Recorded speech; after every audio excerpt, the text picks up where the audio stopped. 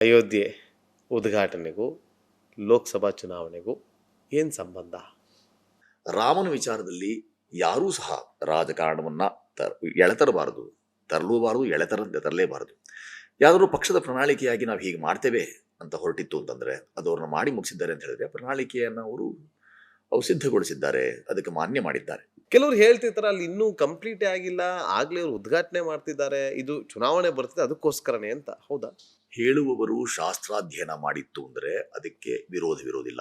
ಶಾಸ್ತ್ರ ಅಂತ ಯಾವುದು ನಾವು ಒಪ್ಪಿಕೊಂಡಿದ್ದೇವೆಯೋ ಸರ್ವಸಮ್ಮತ ಅಂತ ಹೇಳಿ, ಕೆಲವರಿಗೆ ಅದು ಸಮ್ಮತ ಅಲ್ಲ ಅಂತ ಒಂದೇ ಕಾರಣಕ್ಕೆ ಅದು ಸರಿ ಇಲ್ಲ ಅಂತ ಹೇಳೋದಕ್ಕೆ ಅವರು ಆಧಾರ ಕೊಡಬೇಕಾಗುತ್ತೆ. ಶಾಸ್ತ್ರ ಅನ್ನೋದಕ್ಕೆ ಹೇಗೆ ನಮಗೆ ಆಧಾರ ಗ್ರಂಥಗಳು ಶಾಸ್ತ್ರಗಳು ನಮಗೆ ನೆರವಾಗುತ್ತವೋ ಹಾಗೆ ಇದು ಅಲ್ಲ ಅನ್ನೋದಕ್ಕೂ ಹೇಳಬೇಕು. ಸುಮ್ಮನೆ ಹೇಳಿಕೆಯನ್ನ ಗಾಳಿಯಲ್ಲಿ ಗುದ್ದೋಡು ಅಂತ ನಮ್ಮಲ್ಲಿ ಕನ್ನಡದಲ್ಲಿ ಒಂದು ಪದ ಇದೆ.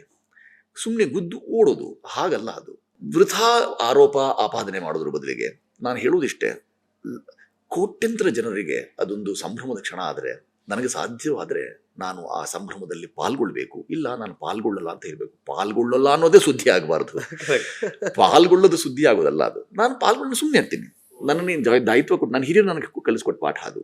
ನೀನು ಹೋಗ್ತಾ ಇದ್ಯಪ್ಪ ಅಂತ ಈ ವಾಹಿನಿಯಲ್ಲಿ ಕೂತ್ಕೊಂಡು ಹೇಳು ಅಂತ ಹೇಳಿಲ್ಲ ಅವರು. ನಿನಗೆ ದಾಯಿತ್ವ ಇದೆ, ಜವಾಬ್ದಾರಿ ಇದೆ, ನಿನ್ನ ಮನಸ್ಥಿತಿಗೆ ಒಗ್ಗುತ್ತೆ ಅದು. ನೀನೊಬ್ಬ ಶ್ರದ್ಧಾಳು, ಹಾಗಾಗಿ ನೀನು ಹೋಗು, ನಮಿಸಿ ಬಾ. ನಾನಲ್ಲಿ ಹೋಗೋದು ಇನ್ಯಾವ ಕಾರಣಕ್ಕೂ ಅಲ್ಲ. ಮಾಧ್ಯಮಗಳಿವೆ, ನನ್ನ ಮುಖಗಳು ತುಂಬ ಅತಿರಂಜಿತವಾಗಿಯೋ ವಿಜೃಂಭೀಕರಣಕ್ಕಾಗಿಯೋ ವೈಭವೀಕರಣಕ್ಕೂ ಅಲ್ಲ. ನಾನು ಹೋಗೋದು ದರ್ಶನಕ್ಕಾಗಿ. ಆ ದರ್ಶನ ಕೇವಲ ಮೂರ್ತಿಯ ದರ್ಶನ ಅಷ್ಟೇ ಅಲ್ಲ, ಅಸಂಖ್ಯ ಒಂದು ದೊಡ್ಡ ಇತಿಹಾಸವೇ ಇದೆ. ಇತಿಹಾಸ ಅಂದರೆ ಹೀಗೆ ನಡೆಯಿತು ಅಂತ ಅರ್ಥ. ಹಾಗೆ ಇತಿಹಾಸ ಅಂತ ಏನಿದೆಯಲ್ಲ ಅದಷ್ಟು ಒಂದ್ಸಲಿ ಪುನಶ್ಚರಣೆ ಮಾಡಿದ್ರೆ, ಒಂದ್ಸಲಿ ಮನನ ಮಾಡಿಕೊಂಡ್ರೆ ಕಣ್ಣು ಮುಂದೆ ಹಾಗೆ ಹಾದು ಹೋಗುತ್ತೆ. ಆ ಎಲ್ಲರ ಆ ಸಂಕಟ, ಆ ಸಂಘರ್ಷ, ಅವುಗಳೆಲ್ಲದ ಪ್ರತೀಕವಾಗಿ ಇದು ಜಯದ ಸಂಕೇತವೇನಲ್ಲ. ರಾಮ ಮೊದಲನೂ ಇದ್ದ, ಈಗಲೂ ಪ್ರತಿಷ್ಠಾಪಿತನಾಗ್ತಿದ್ದಾನೆ. ಇದು ಪುನಃ ಪ್ರತಿಷ್ಠಾಪನೆ ಹೊರತು ಈಗ ಪ್ರತಿಷ್ಠಾಪನೆ ಅಲ್ಲ. ಅದು ತುಂಬ ಜನರು ನಾವು ತಪ್ಪಾಗಿ ಭಾವಿಸ್ಕೊಂಡಿದ್ದೇವೆ, ರಾಮನನ್ನು ಈಗ ಪ್ರತಿಷ್ಠಾಪನೆ ಮಾಡ್ತಿದ್ದೇವೆ, ಅಲ್ಲ. ಅದು ಇಲ್ಲಿ ಇದ್ದದ್ದನ್ನು ಪುನಃ ಪ್ರತಿಷ್ಠಾಪನೆ, ಅಲ್ಲಿಲ್ಲದ ಸೌಕರ್ಯ ಏನಿತ್ತು ಈಗ ಸೌಕರ್ಯ ಒದಗಿಸೋ ಕೆಲಸ ಮಾಡ್ತಿದ್ದೇವೆ. ಇಂಥ ಒಂದು ಜಾಗೃತ ಸ್ಥಾನದಲ್ಲಿ ನಾವು ನಡೆದು ಬಂದ ಹಾದಿಯನ್ನೊಮ್ಮೆ ಅವಲೋಕಿಸಿಕೊಂಡು ನನಗೇನು ದಕ್ಕಿದೆ, ಮುಂದೇನು ದಕ್ಕಬೇಕಾಗಿದೆ, ಏನು ದಕ್ಕಿಸಿಕೊಂಡ್ರೆ ಬರುವ ತಲೆಮಾರುಗಳು ಸುಭಿಕ್ಷವಾಗಿ, ಸುಭದ್ರವಾಗಿ, ಸದೃಢವಾಗಿ ನೆಮ್ಮದಿಯ ಬಾಳೋಕೆ ಸಾಧ್ಯವಾದೀತು. ಅದು ಬಹಳ ಮುಖ್ಯ. ರಾಮ ಅಂದರೆ ಆನಂದ, ರಾಮ ಅಂದರೆ ರಮಿಸುವುದು ಅಂತ. ಆ ರಮಿಸುವ ಆ ಗುಣವನ್ನು ರಾಮ ಕೊಡಮಾಡ್ತಿದ್ದಾನೆ ಅಂತಂದರೆ ಇದು ಕಪೋಲಕಲ್ಪಿತ ಅಂತ ಹೇಳಿಯೋ ಅಥವಾ ಇನ್ನೇನೋ ಅಪಸವ್ಯವನ್ನೋ ಅಪಶಬ್ದವನ್ನೋ ಅದನ್ನು ತರೋದ್ರ ಮುಖಾಂತರ ಸಾಧನೆ ಏನಾದೀತು? ಈ ರೀತಿಯ ವ್ಯಂಗ್ಯವೋ ಕುಚೋದ್ಯವೋ ಅದನ್ನು ನಾವು, ಚೋದ್ಯ ನಮಗೆ ಅರ್ಥವಾದಿತ್ತು, ನಾವು ಸಾಹಿತ್ಯದ ವಿದ್ಯಾರ್ಥಿಗಳು ಚೋದ್ಯ ಬೇಕು ಅಂತ ಬಯಸ್ತೇವೆ. ಕುಚೋದ್ಯ, ಕು ಅಂದರೆ ಸಣ್ಣದಾದಂಥ, ಕೆಟ್ಟ ಅಂತ. ಆ ಸಣ್ಣತನಗಳನ್ನು ಪಕ್ಕಕ್ಕಿರಿಸಿಬಿಟ್ರೆ ನಿಜವಾದ ಅರ್ಥದಲ್ಲಿ ರಾಮ ಅಥವಾ ರಾಮನ ಈ ಪ್ರತಿಷ್ಠಾಪನೆ ಅಥವಾ ನಮಗೆ ದಕ್ಕದಂತಹ ಈ ಶ್ರೇಯ ಇದೆಲ್ಲವನ್ನು ನಾನು ಗಮನಿಸಿದ್ದೇನೆ. ಅನೇಕ ನಮ್ಮ ಬಂಧು ಬಾಂಧವರು ಯಾರೆಲ್ಲರೂ ಪ್ರಶ್ನೆ ಅಂತ ನಾವು ಹೇಳ್ತಿದ್ದೇವೆ, ಯಾರ ವಿರುದ್ಧ ಅಂತ ಹೇಳ್ತಿದ್ದೇವೆ, ಆ ಎಲ್ಲರೂ ಮೈಸೂರಿನಲ್ಲಿ ಒಂದು ನೋಡಿದೆ ನಾನು ಮಾಧ್ಯಮದಲ್ಲಿ, ಹೆಚ್ಚಿನ ಭಾಗ ನಮ್ಮ ಅನ್ಯ ಧರ್ಮೀಯರೇ ರಾಮ ಮಂದಿರವಾಗಲಿ ಅಂತ ಹೇಳಿ ದೇಣಿಗೆ ಕೊಟ್ಟದ್ದನ್ನೆಲ್ಲ ಗಮನಿಸ್ತಿದ್ದೇನೆ. ಮತ್ತು ರಾಮನ ಈ ಪ್ರತಿಷ್ಠಾಪನೆಗಾಗಿ ಅದೆಷ್ಟು ಭಾವೋದ್ವೇಗ, ಎಂಥ ಭಾವೋನ್ಮಾದ ಅಂತ ಸುಮ್ಮನೆ ಹಾಗೆ ಸಾಮಾಜಿಕ ಜಾಲತಾಣ ತುಂಬ ಇರುವಂಥದ್ದನ್ನು ಕಣ್ತುಂಬಿಕೊಳ್ಳಿ ನೋಡಿ.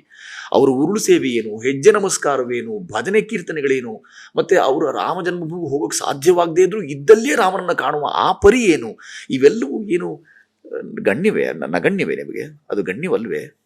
ಅದು ಗುಣವಲ್ವೇ? ರಾಮ ಮತ್ತು ರಾಮ ಸ್ಥಾಪಿತ ಗುಣ ಅಲ್ವೇ ಅದು? ಆ ಗುಣವನ್ನು ನಾನು ಮಾನ್ಯ ಮಾಡದೆ ಹೋದಾಗ ಅಮಾನ್ಯನಾಗ್ತೇನೆ. ನನ್ನ ನೆಲದಲ್ಲಿ ನಾನು ಆದರೆ ಅನ್ಯ, ಬೇರೆ ನೆಲ್ಲಿ ಆಗುವೆ ಮಾನ್ಯ ಅಂತ. ನಾವು ಗುಮಾನಿ ಅಂತ ಕರಿತೀವಲ್ಲ, ಅದರಲ್ಲೂ ಸಹ ಮಾನಿ ಇದ್ದಾನೆ. ಆ ಮಾನಿ ಪದ ಪ್ರಯೋಗ ಇದೆ, ಆ ಶಬ್ದವಿದೆ. ಮಾನಿಗಳಾದಾಗ ಮಾತ್ರವೇ ಗುಮಾನಿ ವ್ಯಕ್ತಪಡಿಸೋಕೆ ಅನುಕೂಲವಾಗುತ್ತೆ. ಅದು ಸರಿಯಾದ ಕ್ರಮ ಆದೀತು. ಗುಮಾನಿ ಇರಲಿ, ಬೇಡ ಅನ್ನೋಲ್ಲ. ಆ ಗುಮಾನಿಯಲ್ಲಿ ಮಾನಿ ಶಬ್ದವೂ ಏನಿದೆಯಲ್ಲ ಅದನ್ನು ಪಕ್ಕಕ್ಕಿರಿಸದೆ ಅದರ ಪ್ರಯೋಗ ಮಾಡಿದರೆ ಆಗ ಇಷ್ಟೊಂದು ರೇಜಿಗೆ ಆಗೋಲ್ಲ. ನಾವು ರಾಮ ಮಂದಿರವನ್ನು ಪ್ರತಿಷ್ಠಾಪಿತನಾಗಿರುವ ಬಾಲರಾಮನನ್ನು ಈ ಥರ ಗುಮಾನಿಗಳಿಂದ ನೋಡುವಂಥದ್ದು ಸರಿಯಾಗಿ ನನಗಂತೂ ಕಾಣಿಸ್ತಾ ಇಲ್ಲ. ಯಾಕೆಂದರೆ ಅದಕ್ಕೆ ನನಗೆ ವಿರೋಧ ಇದೆ, ಪ್ರತಿರೋಧ ಇದೆ. ನನಗೆ ಬೇಡದ ಸಲ್ಲಗ ಅನೇಕರು ಅದನ್ನು ಎಷ್ಟು ಚಂದದ ಅಲ್ಲಗೆಳೆಯುವಿಕೆ ಮಾಡ್ತಾರೆ. ನೀವು ಕೇಳಿದ ಪ್ರಶ್ನೆಗಳಿಗೆ ಕ್ಷಣಾರ್ಧದಲ್ಲಿ ಸಾಮಾಜಿಕ ಜಾಲತಾಣದಲ್ಲಿ ಮರು ಉತ್ತರ ಬಂದುಬಿಡುತ್ತೆ. ಹಾಗಾದರೆ ಅದೇನು ಇದೇನು ಅಂತ. ಅಂಥವೆಲ್ಲಕ್ಕೂ ತಿಲಾಂಜಲಿ ಇಟ್ಟು ನಾವು ಒಗ್ಗೂಡಿ ದೇಶ ಮೊದಲು ಅಂತ ಯಾವಾಗ ಯೋಚನೆ ಮಾಡ್ತೀವಿ ಆಗ ರಾಮನು ಹಾಗೆ ಮೊದಲಿಗನಾಗ್ತಾನೆ. ಯಾರಿಗೋ ಒಂದು ಕೋಮಿಗೆ ಅಥವಾ ಒಂದು ಮತದವರಿಗೆ ಇಲ್ಲದಂಥ ಸಂದೇಹ, ಇಲ್ಲದಂಥ ಪ್ರತಿರೋಧ, ಪ್ರತಿಭಟನೆ ನಮಗೆ ಇರುವಂಥದ್ದು ತುಂಬ ಖೇದಕರ ಅಂತ ನನಗೆಂದು ಅನಿಸಿದೆ. ಅದು ವಿಷಾದನೀಯ. ನನಗಂತೂ ನನ್ನ ಜೀವಿತಾವಧಿಯಲ್ಲಿ ಇದನ್ನೆಲ್ಲ ನೋಡಬೇಕಾಯ್ತಲ್ಲಪ್ಪ, ನಮ್ಮವರೇ ನಮಗೆ ಶತ್ರುಗಳಾಗಿ, ಹಿತಶತ್ರುಗಳಾಗಿ ನಮಗೆ ಪರಿಣಮಿಸಿದ್ರಲ್ಲ ಅಂತ ಬಹಳ ಬೇಸರ ಆಗುತ್ತೆ.